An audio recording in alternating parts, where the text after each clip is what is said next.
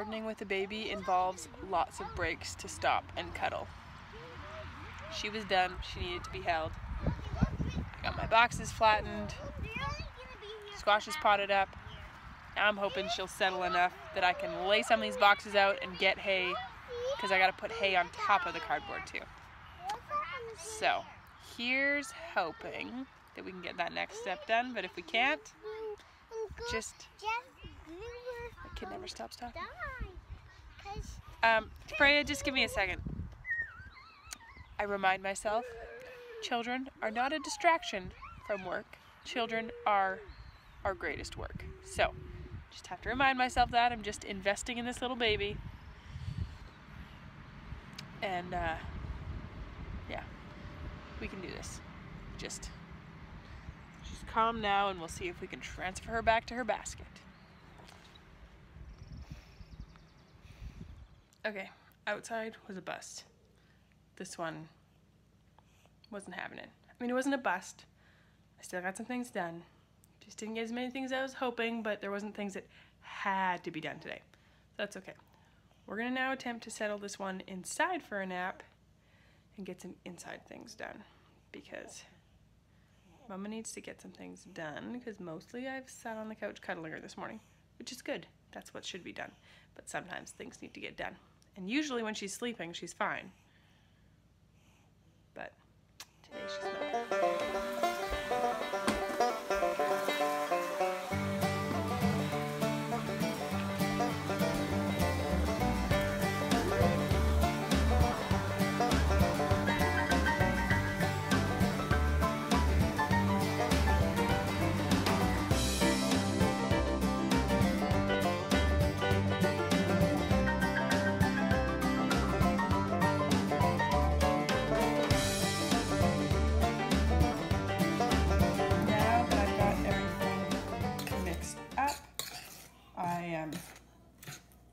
Well, blended up, sorry, and measured. I'm going to mix it up.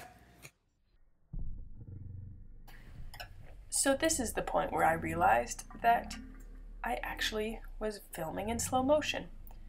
But what I was explaining here is for ingredients like dried onions and dried garlic, I like them to be powdered and a similar consistency to the powdered dried mushrooms. This makes it easier for sprinkling on foods, although I don't powder the salt because I find that is a funny consistency. So the salt and the dried thyme are the only things that I keep in their original form. It's so amazing, guys. This is the most versatile, delicious seasoning salt you will ever use in your life. So I quite often use some of that black pepper from the blender. Anyways, I quite often use a combination of dried mushrooms based on what we have, but this time I used all dried morels.